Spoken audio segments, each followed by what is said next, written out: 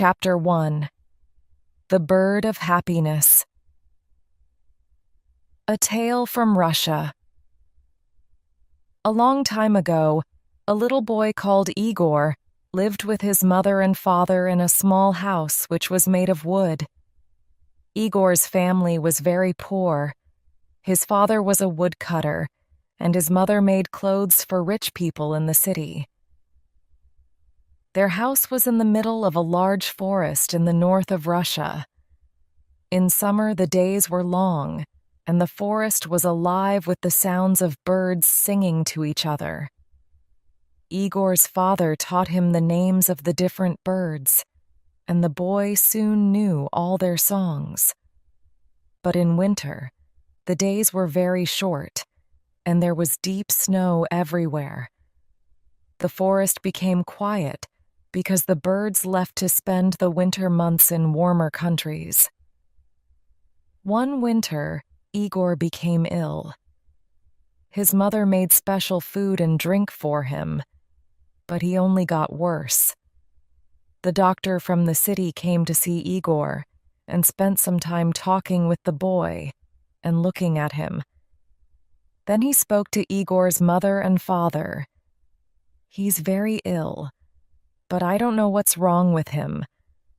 This winter, many young children all over the country are becoming ill and dying, and nobody knows why. I'm sorry, but there's nothing that I can do to help. Give him lots of good things to eat, and make sure that he gets lots of sleep." During the next few days, Igor got worse. He became iller and iller. He spent all day in bed and became bored with his toys. His father brought him little things from the forest to try to make him forget that he was ill, but he was not interested in anything. His face became white, and he didn't want to eat. Sometimes at night he had a fever, and then he dreamt that he was flying above the forest, looking at his family's little house far below him. One morning, after a very bad night, Igor woke up and found his father looking at him. "Is there anything that you want?" said his father. "Yes, there is, father," said Igor. "I miss the songs of the birds. Could you catch a bird and put it in a cage for me? If you put the cage above my bed, I can listen to the birds singing and remember the sounds of the forest." "Of course, little Igor," said his father, smiling. "I'll bring you your bird tomorrow." But he knew that, now it was winter, there were no birds in the forest. This was the only thing that his son wanted, and he could not give it to him. "Perhaps you could make him a bird out of wood," said Igor's mother. "You could use one of those little pieces of wood that we usually burn on the fire." It was a cold, snowy day, and the forest trees were hard to cut. But all day, while he was working, Igor's father thought about how to make his son a bird out of wood. "Of course it'll never sing," he said to himself, "but perhaps if it's very beautiful, little Igor will like it just the same." After dinner that night, he started making the bird. The first few times that he tried were no good. The finished birds were all too fat and too heavy to fly. He put them one by one on the fire and held his head in his hands. It was now the middle of the night, and outside more snow was falling. Then he suddenly said to himself, "I know. The bird needs to be just 2 pieces of wood. If I cut the wood carefully, the bird can have real feathers." First he took a piece of wood for the head, body, and tail. He began with the tail, cutting the wood into feathers with his right hand. Then, with his left hand, he smoothed out the feathers. When he was happy with the tail, he took some more wood for the wings. He cut them out carefully.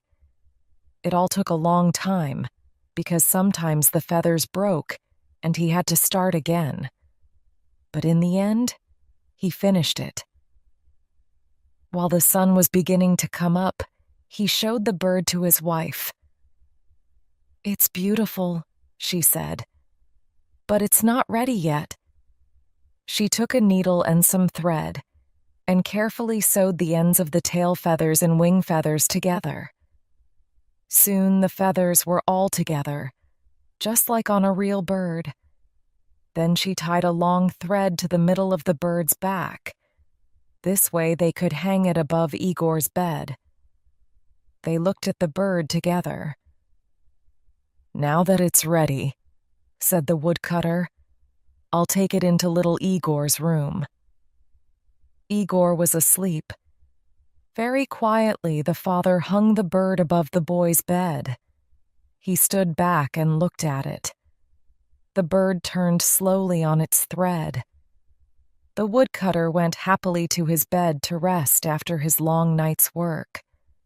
Later that morning, he went back into Igor's room. The bird was turning slowly above Igor's head. His son was watching the bird carefully. There was a light in his eyes for the first time in many weeks. "It's beautiful, Father," said Igor. "Thank you. But I've never seen a bird like it before in the forest." "What's it called?" "That's a good question. I'll find out and tell you later." The next morning, when the woodcutter went into his son's room, he found the boy sitting up in bed, trying to touch the bird. The last time that Igor sat up in bed was many weeks ago, he thought. "So what's it called, Father?" the boy asked. "I'm still not sure," his father replied. That night, Igor's father went into his son's room and he quietly made the thread a little shorter. Now the bird was hanging a little higher above Igor's head. 3 days later, he found Igor kneeling on the bed, trying to touch the bird. His hand was very near it. "Have you decided on the name of my bird, Father?" Igor asked. "Not yet, my son, I'll tell you later," his father replied. Again the father went at night into his son's room and put the bird a little higher. 5 days later, Igor was standing on the bed and nearly touching the bird. "Father, help me. I want to make it go round," he said. "Go on trying. It's not as high as you think," replied his father. "And when will you tell me its name?" "Very soon, my son," replied the father. 7 days later, Igor's father was cutting wood when he heard strange sounds coming from the house. He ran quickly to his son's bedroom. Igor was jumping up and down on his bed, laughing. Above his head, the bird was going round very fast. "Look, Father, I touched the bird," shouted Igor happily. "Now, please tell me, what's its name?" "It's called the Bird of Happiness," his father replied, and his mother, standing at the door, smiled to see her young son so full of life once more. Chapter 2. The Thief of Smells. A Tale from America. There was once a baker who had a shop in a small town in America. This baker was not a very kind man. He never gave his customers any more bread than necessary for their money, and he never smiled. But he was a very good baker. His bread was the softest bread that you could imagine. Sometimes customers paid for their bread and started eating it there in the shop. And his cakes. His cakes were really delicious. People came to his shop from all over town. When they walked down the street, they smelled the baker's wonderful bread and his delicious cakes. and they walked right into his shop. But not everyone came inside. Some people just stood outside the shop, smelling and looking in through the windows. The baker didn't like this. "Their stomachs are full of the smell of my bread. I'm giving them a free lunch, and I get nothing for my hard work," he said to himself. "Perhaps there's some way to put those delicious smell in bottles. Then I can sell them, just like I sell my bread." One winter morning, very early, the baker was in his shop making bread. He wasn't singing happily while he worked. He was complaining to himself about getting up early, about the cold weather, and about anything that came into his head. In the middle of all this, he looked up and saw someone looking in through the window. It was a young man wearing an old coat. He was looking at the baker's bread, and he was hungry. He was smelling the fresh bread and smiling. When the baker saw him, he felt very angry. "That thief outside my shop has a stomach full of the smell of my bread. It's a free breakfast. I get nothing for my hard work while he steals my smells." The man didn't move.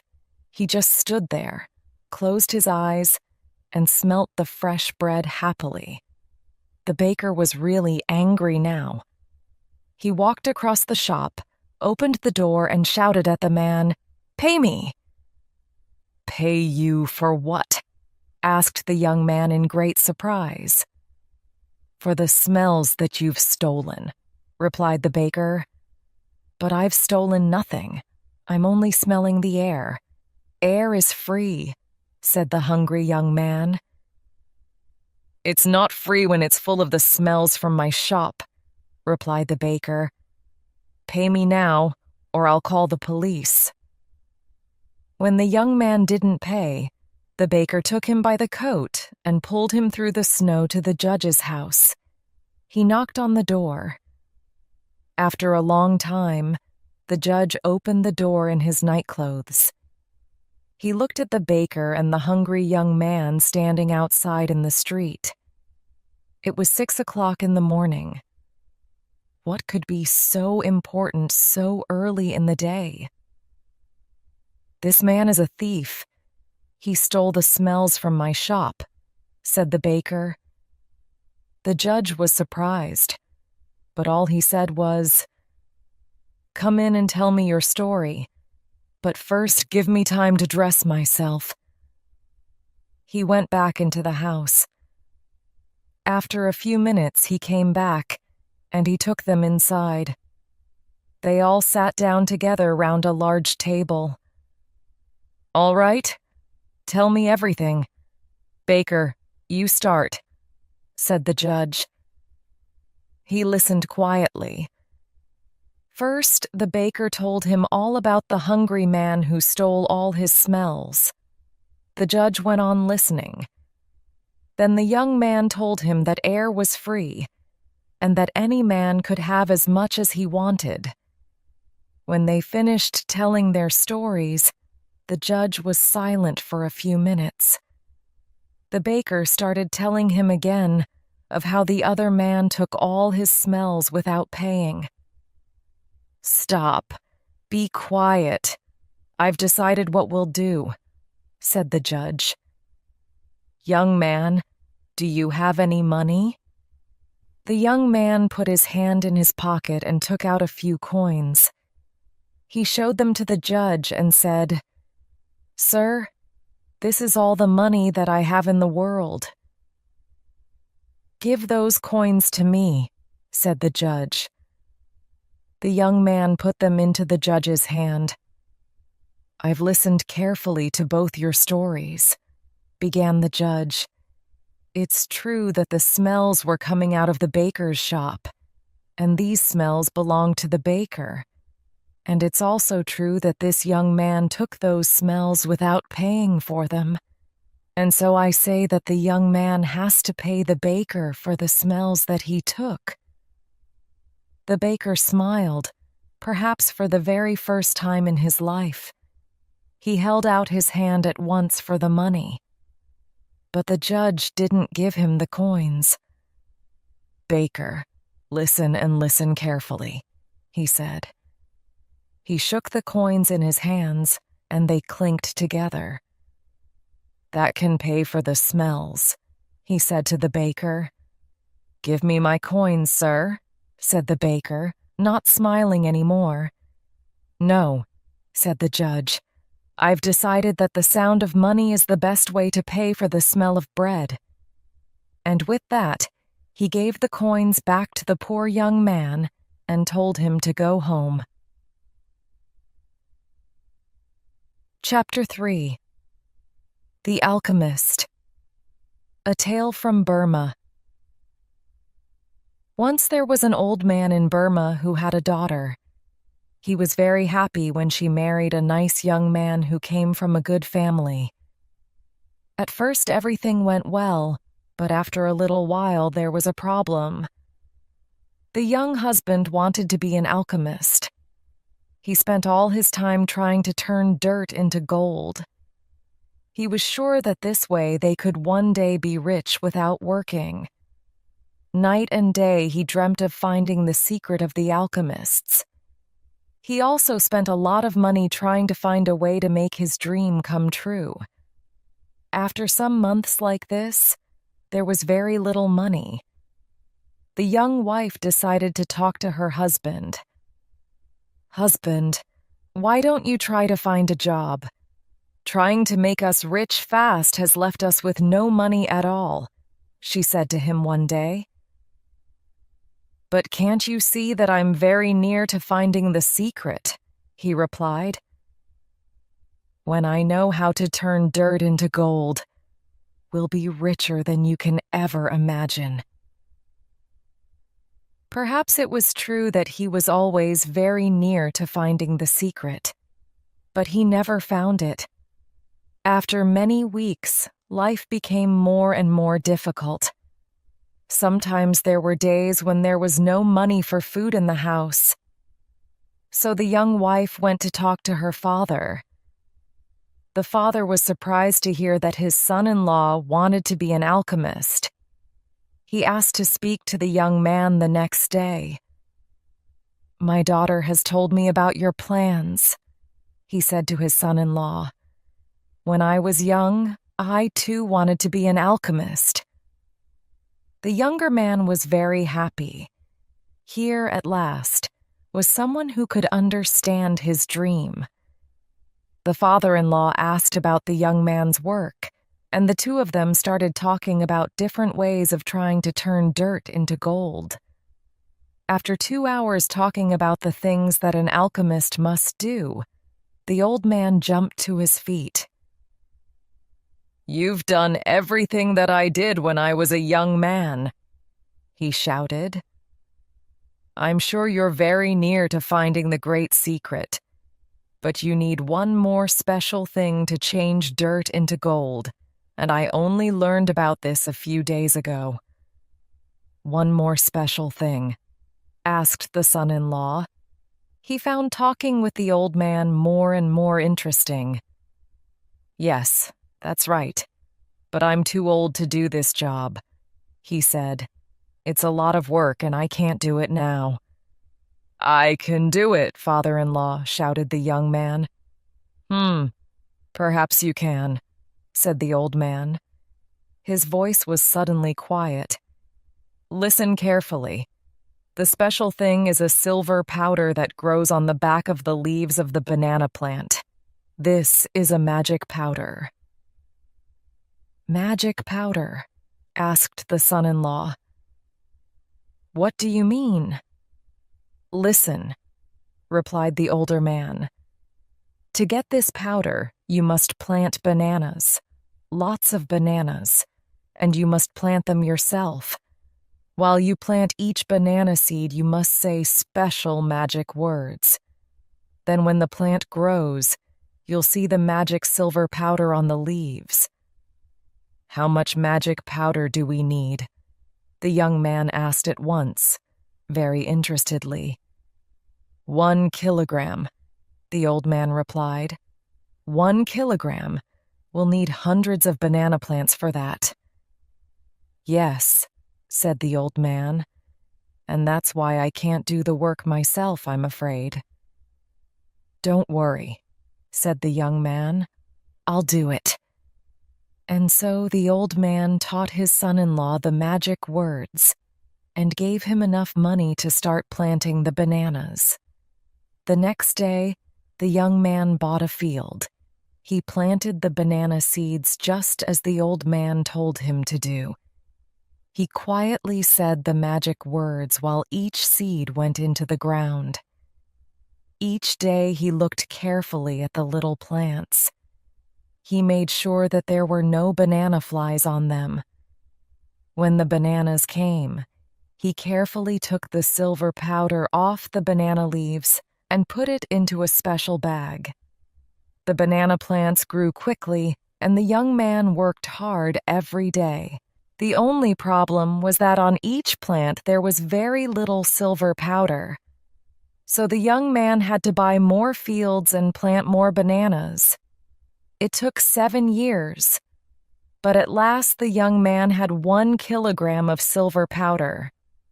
He ran to his father-in-law's house. "I've got enough magic powder," he shouted. "Wonderful," replied the old man. "Now I can show you how to turn dirt into gold.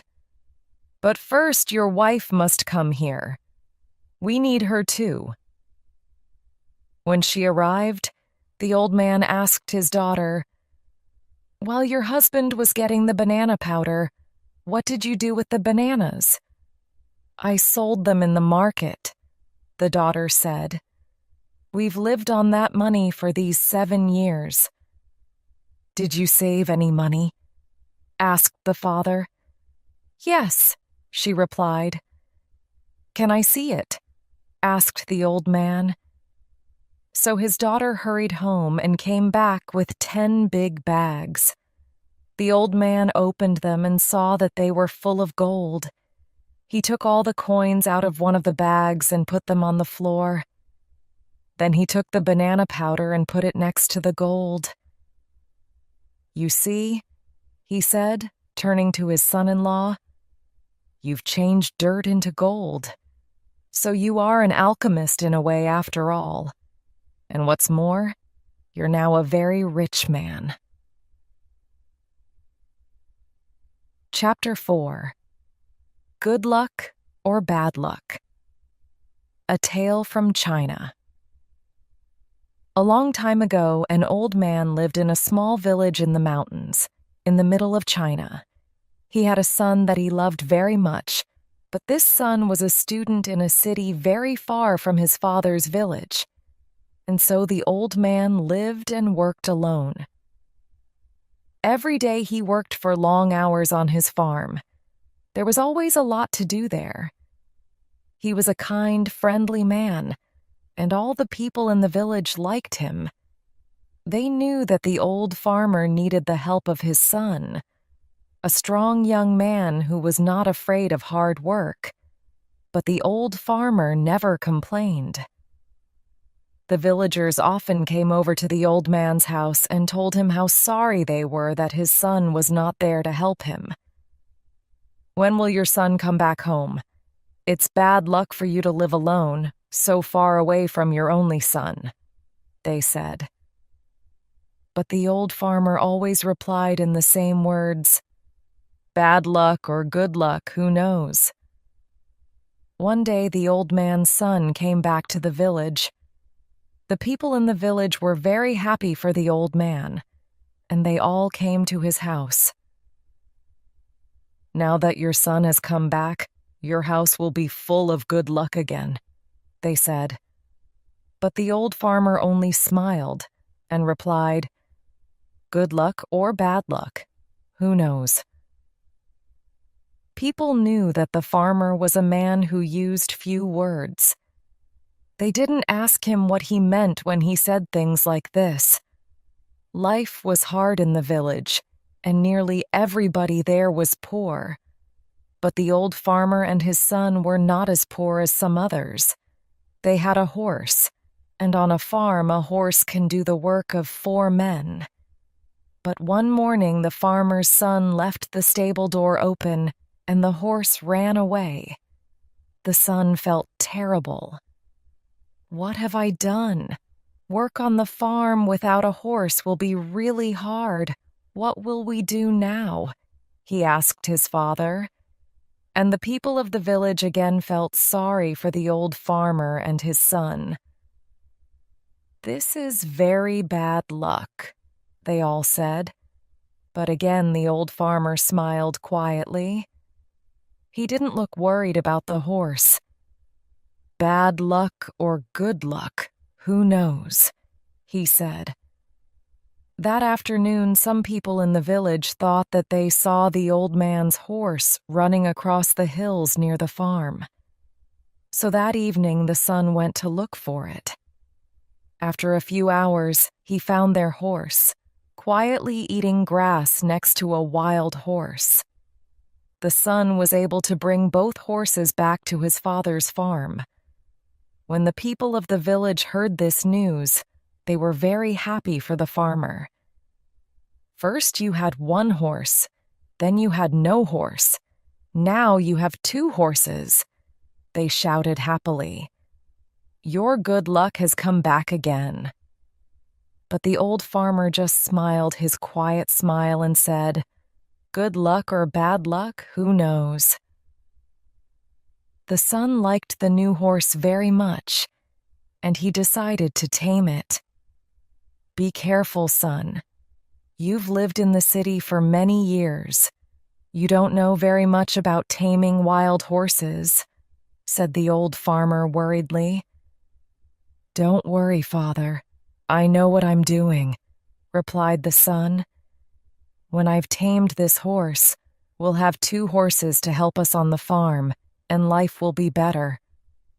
But the next day, the old man's son fell from the wild horse's back to the ground and broke his leg. Now this was a big problem. A man with a bad leg needs to eat, but cannot work.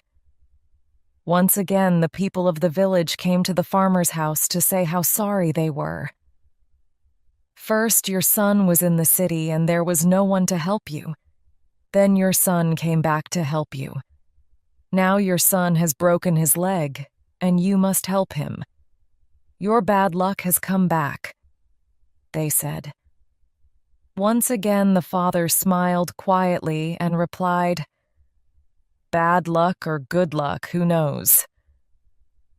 Some of the villagers were surprised to hear this. Where was the good luck in breaking your leg? At that time in China, there was a long and terrible war between the east and west of the country. Every week, hundreds of young men died in this war. One day, some soldiers arrived in the village. They were looking for more men to fight with them. All the young men in the village had to become soldiers in the army and leave for the war. Their families cried when they said goodbye. They knew that many of these young men would be dead in a few days. But the soldiers left the old farmer's son behind. What good to an army was a soldier with a bad leg? Now the villagers understood the old farmer's words. They went to see him. "Your son didn't have to go with the soldiers because he broke his leg. It's true that your bad luck changed into good luck," they said, happy that they understood the old farmer's wise words. The old farmer smiled kindly at them. "Good luck or bad luck, who knows?" he answered. Chapter 5. The Basket of Eggs. A Tale from Egypt. Musa really didn't like being poor. He lived in a small house in a small village next to the River Nile in Egypt. When there was work, he worked on farms, and when there was no work, he watched the waters of the River Nile. Sometimes he dreamt that he was in a beautiful boat, going slowly up the river to Cairo. He dreamt of a new life there, a big house, lots of money, beautiful clothes, and lots of food. One day, when there was no work and he was tired of looking at the Nile, he thought, enough is enough. He decided to leave for Cairo and become rich. While he was walking down the street, he met his old friend Abdullah. "Abdullah, I'm so happy to see you before I go," he said. "Before you go? Where are you going?" asked his friend with great surprise. "I'm going to Cairo to become rich," replied Musa excitedly. "How are you going to become rich?" asked his friend.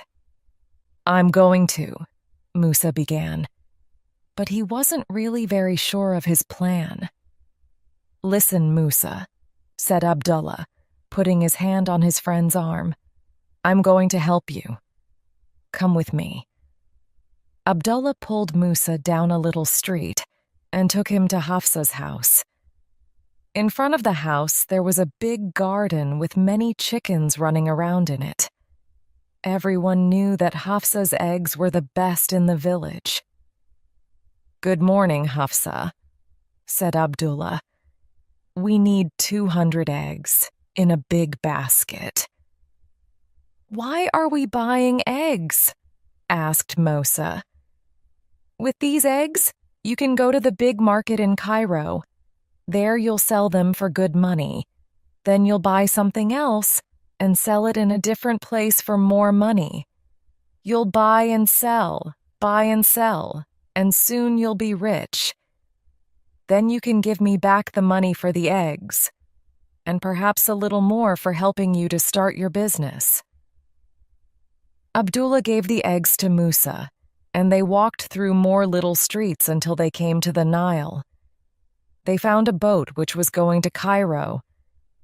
"Here's some money for the journey, and Cairo is waiting for you. Good food, beautiful clothes, all the things that you've ever dreamt about. Good luck, Musa. Come back rich." Musa said goodbye to his friend and got on the boat. 20 minutes later, the boat left. In 2 hours, he would be in Cairo for the first time. A new life was waiting. Musa closed his eyes and tried to imagine that great city. "Musa, where are you going with all those eggs?" Musa opened his eyes to see who was talking to him. It was Khaled, the baker's son. He was going to Cairo that day to sell his father's cakes there. "Well, no, not really. I'm not going to sell eggs all my life, you know. I'm going to be much more than that." "What are you going to do?" Khaled looked interested. A man and his wife from their home village also looked at Musa, waiting to hear his answer. Musa was very happy to tell them about his dreams. "Well, first I'm going to sell these eggs in the market. I bought them from Hafsa, so I'll get good money for them." "Hafsa's eggs are the best in the village," said Khaled. "That's true," said the man and his wife. "Then I'm going to buy some beautiful material," said Musa.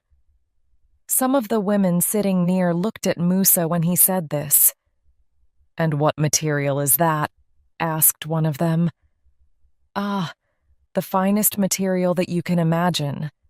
There are materials in Cairo that you can't find anywhere else. Materials that are made with really beautiful colors. I can't even tell you their names."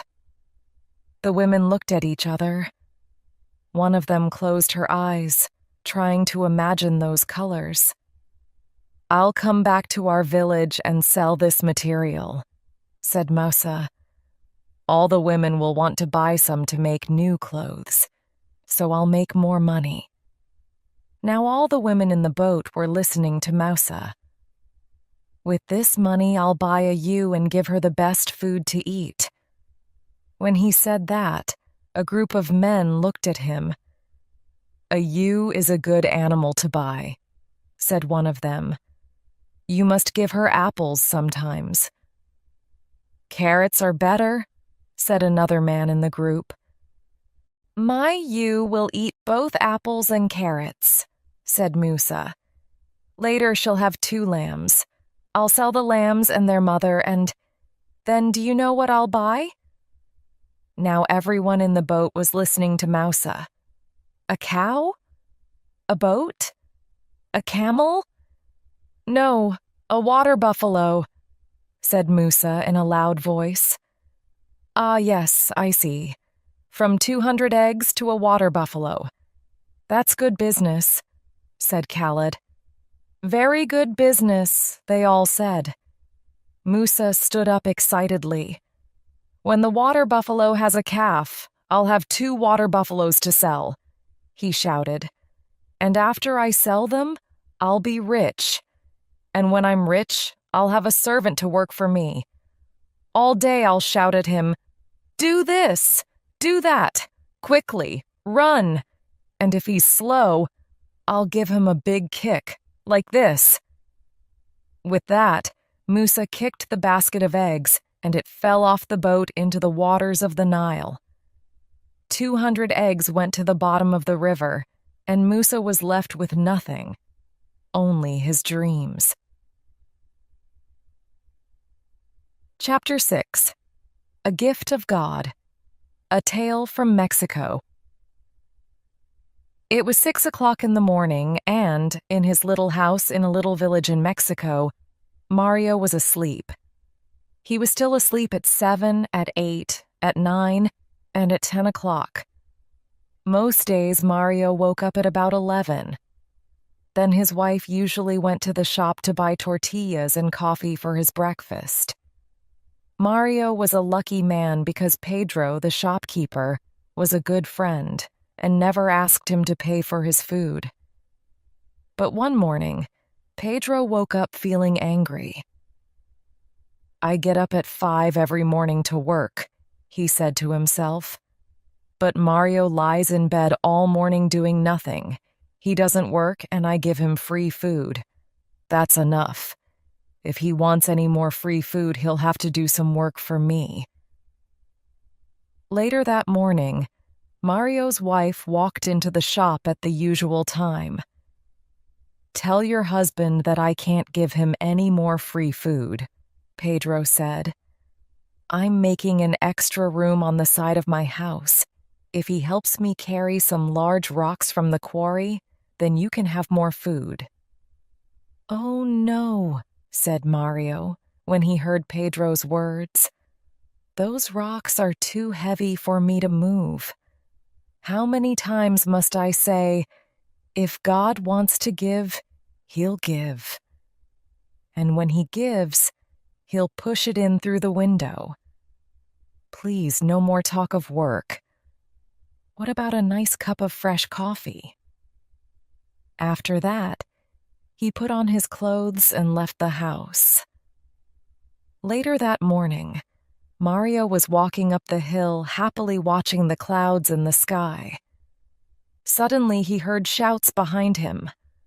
"Whoa! Whoa! There!" Turning round, he saw that a horse was galloping nearer and nearer. A man was riding the horse and shouting, but the horse didn't stop. "Whoa!" the rider shouted again, but the horse didn't go any slower. Now the horse was right in front of Mario. He jumped at it, took the horse's reins in his hands, and made it stop. The rider was an old man with long white hair. He got down. "You don't run around all day like other people," he said to Mario, "but you're there when someone needs you."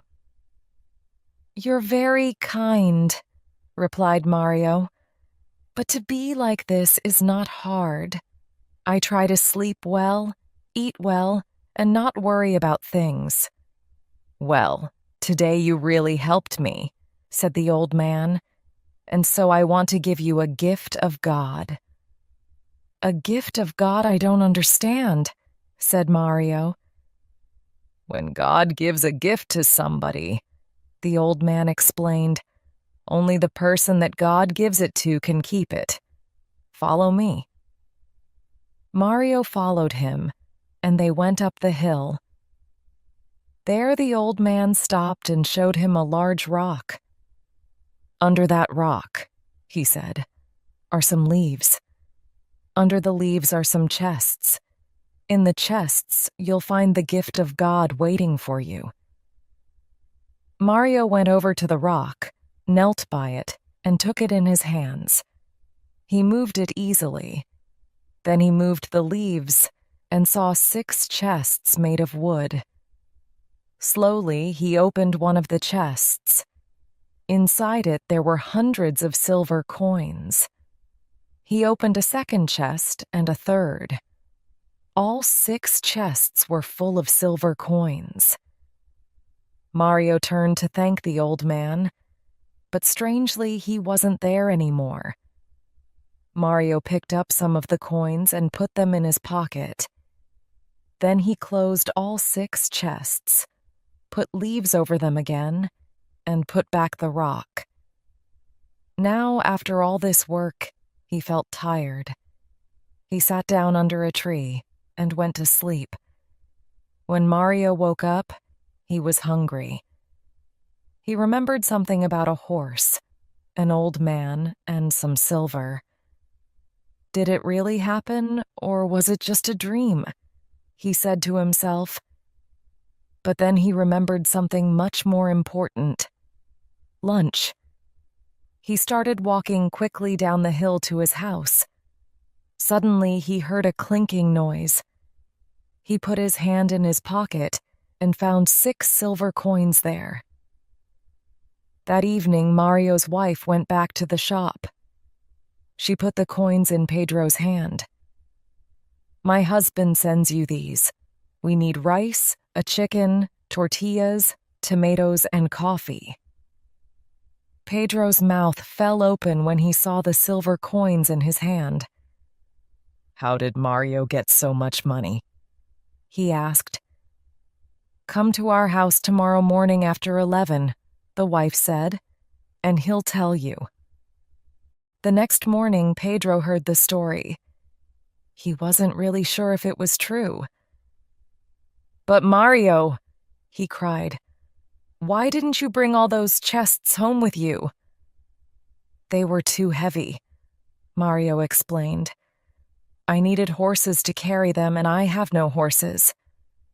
And my friend, how many times have I told you, if God wants to give, he'll give. And when he gives, he'll push it in through the window. I know, Pedro said. I have some horses. I'll come to your house tonight and we'll go to this place together. My horses will carry all 6 chests. You'll keep 3 of them and give the other 3 to me. We'll become rich together. Do you agree? All right, said Mario. He was happy because his wife was cooking a delicious chicken for dinner. Pedro went back to his shop, but he began to think, why must I share the silver with Mario? The horses belong to me. Without them, Mario can do nothing, and he won't know what to do with the money. He'll just eat and sleep as usual, but I always know what to do with money. I'll build a larger house. That night, at 11 o'clock, Mario was asleep. Husband, said his wife, wake up. It's already 11 o'clock and your friend hasn't come. He's just late, said Mario, and he went back to sleep. An hour later, the wife woke her husband again. Husband, it's midnight, and I'm afraid that Pedro has decided to keep all the silver for himself. Midnight? It's too late to go anywhere now. Wife, go to sleep. After that, Mario and his wife slept all through the night without waking up again. While Mario was sleeping, Pedro went up the hill with his horses and his men. He told the men to move the rock and look under the leaves. They found the 6 chests. "Open them," Pedro said. But when they opened them, they saw no silver coins inside, only lots of dirt and stones. "My friend Mario is laughing at me. He thinks that this is funny," Pedro shouted. "Well, I know how to be funny too." He told his men to put the chests onto the horses, to carry them down the hill, and to leave all the dirt and stones in front of Mario's house. They did this, and then they went back home. The next morning, when Mario's wife woke up, she couldn't open the door or window. "Husband, wake up," she said. "There's something outside our house, and we can't open the door or the window." Mario got out of bed, and he pushed the door. He couldn't open it, not even a crack. He pushed the window, and at last it opened a crack. Lots of silver coins came through the crack and fell onto the floor. "Husband," the wife said, "Pedro did come last night." "Perhaps," replied Mario, "but all this work has made me hungry. What about a nice tortilla?" Later that morning, the shopkeeper's mouth fell open for the second time in 2 days. Mario's wife came into the shop and bought more food and new clothes for herself and Mario. She put 20 silver coins down in front of the shopkeeper. "What happened yesterday? We waited for you until midnight," she said. "I was worried when you didn't come. Then this morning it all came through the window. But surely you gave us more than half." "It wasn't me," Pedro said quickly. "Of course it was. Who else would leave all those silver coins outside our house?" There was silence. Then Pedro said quietly, "Your husband always says that if God wants to give, he'll give, and that when he gives, he'll push it in through the window." Chapter 7. A Wise Woman, a Tale from Guinea, West Africa. It was a beautiful African morning. Children were playing happily in the village streets. The women were washing clothes in the river and singing songs about lazy husbands. The great chief listened to the 2 men sitting in front of him. "Great chief, the man next to me is a thief," said the older man. "Is that really so?" replied the great chief. "Then tell me, what did he steal from you?" "One of my sheep," answered the old man. "And what is your answer to that?" the great chief asked the younger man. "Why steal sheep, great chief?" replied the young man. "I have lots of them. If I need more sheep, I buy them. I don't steal them from other people. He's the thief, not me." The great chief looked at the far mountains and smiled. Then he looked at both men. Was the young one lying? He wasn't sure. But the old man didn't have the look of a thief. This was a difficult problem. He wasn't going to find the answer in just a few minutes. But the great chief liked problems like this more than any other. It took some time to find the answer. People came to him from very far away to ask him to be the judge of their problems. The great chief liked this also.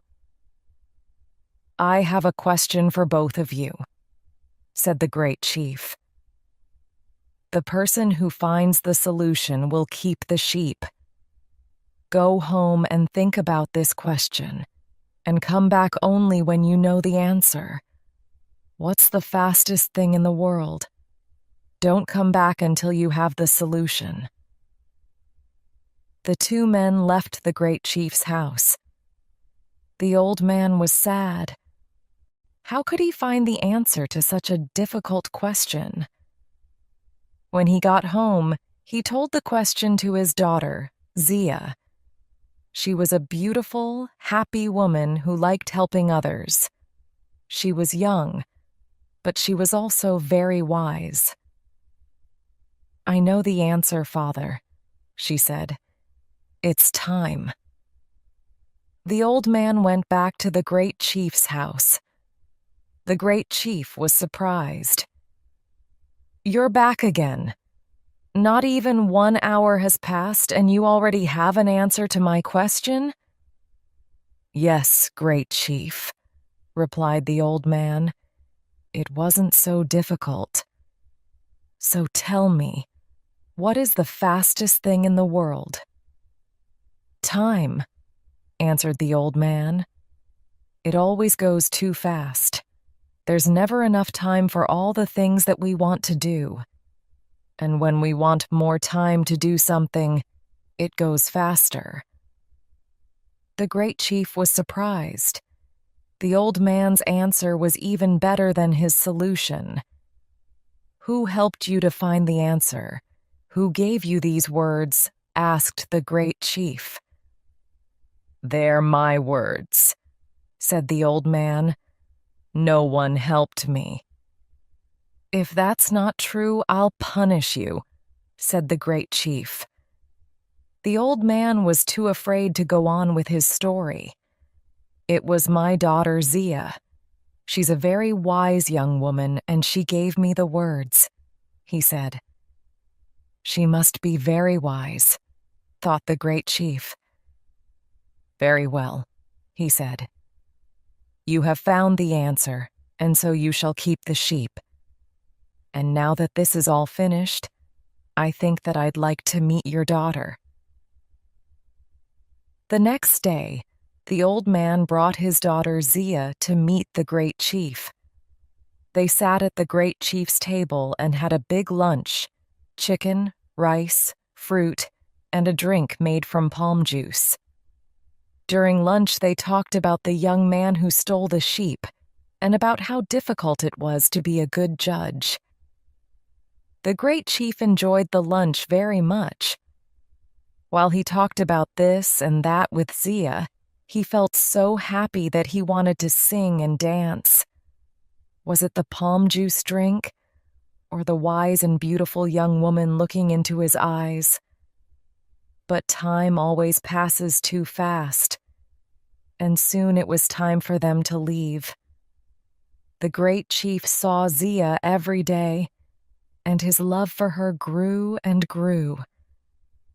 "You're a wise and beautiful woman. I'd really like to marry you," he said. "Me too," replied Zia, laughing. And so they married. The great chief was very happy, but he was also worried about having a wise wife. He didn't want her to help him with the problems that people brought him. He liked being the great chief who was a wise judge. He didn't want people to start talking about the great chief's very wise wife. "Everything in my house belongs to you," he said to her the day after they were married. "But I ask only one thing from you. Never try to help with the problems that people bring me. If you do, you'll stop being my wife. I'm saying this to you only once." Zia listened without looking at the great chief. When he finished, she smiled. Zia and her husband were happy, and life went well for a time. The great chief listened to people's problems as before. Zia was busy with the house and the animals. In the evenings, he told her about the problems of the day, and she usually agreed with his answers. But one day, 2 little boys went to see the great chief about a cow. Each boy said that it was his cow. The great chief gave them a very difficult question to answer. Zia knew which boy was telling the truth, because she often saw him in the fields with the family's cow. When he walked past her that afternoon, he was crying. Zia spoke to him. "Tell me, little boy, what's the matter?" she asked him. "The great chief gave us a question that I can never answer," he said sadly. "What did he ask you?" His question was, "What's the biggest thing in the world?" Zia knew that she mustn't help the boy, but the answer was easy for her and very difficult for him, and he was telling the truth about the cow. "Go back to the great chief now," said Zia. "Tell him the answer in these words. It is air. Air is all around us. When we walk, in front of us, there is only air and more air. When we look up at the sky, there is air as far as we can see." The little boy went to see the great chief. He said the same words that Zia told him. This time the great chief wasn't surprised. He was very angry. "Who helped you find this answer?" he shouted. "These words are too wise for a young boy. Who gave them to you?" "They're my words, great chief," said the boy. "No one helped me to find the answer." "If this isn't the truth, I'll punish you," said the great chief. The boy was afraid. "It was your wife, Zia," he said in the end. The great chief was very angry with his wife. That evening he spoke to her. "Didn't I tell you that everything which I have belongs to you? You have done the one thing, the only thing that I asked you not to do. Now take what belongs to you and go back to your father's home." "Before I go, can I make you one last meal?" asked the woman.